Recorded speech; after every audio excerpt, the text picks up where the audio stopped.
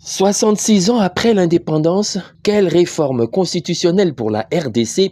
C'est autour de ce thème que le secrétaire général de Nouvel Élan, parti cher à Adolphe Mouzito, a animé le jeudi 2 juillet 2026 une conférence débat organisée par le comité des étudiants de l'Université pédagogique nationale sous la supervision de la rectrice, représentée ici par son directeur de cabinet, le professeur Yening Koumou, en la salle de promotion de cet alma mater. D'entrée de jeu et devant une insistance conquise, Blanchard Mongomba, l'orateur du jour, est parti d'un constat amer. 66 ans après son indépendance, la République démocratique du Congo n'a toujours pas été dotée d'une loi fondamentale qui soit véritablement l'émanation du peuple. Une situation qui remet en cause l'existence même du pays comme république. Moi, personnellement, en lisant l'histoire, en révisitant notre parcours, les temps constitutionnel, les temps forts sur le plan constitutionnel que nous avions connu, je peux me permettre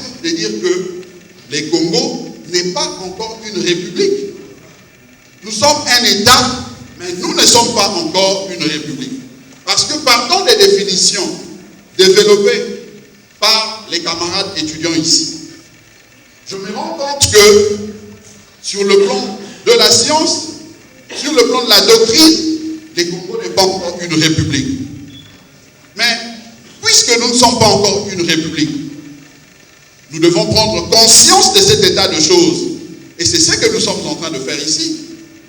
Pour Blanchard Mongomba, la constitution actuelle, héritée du compromis politique de 2006 à Sun City, mérite d'être changée car elle est illégitime. Nouvel Élan estime sans embâge qu'il s'agit de parachever l'œuvre entamée par nos pères fondateurs afin de corriger le péché originel hérité de 1960.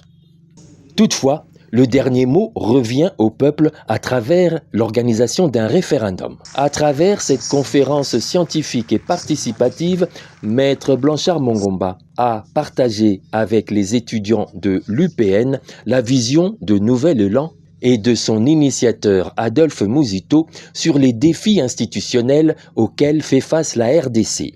Voilà, chers camarades, lorsqu'il faut questionner l'histoire de notre pays, 66 ans après, s'il faut parler de la refondation de l'État, nous devons nous mettre en tête qu'effectivement, nous avions connu 6 temps forts. Maintenant, c'est différent. Tant que notre pays, l'État souverain du Congo a connu, est-ce que nous avions respecté ce que veut la doctrine constitutionnelle, ce que veut la doctrine d'un État, ce que veut la doctrine qui prône la souveraineté du peuple?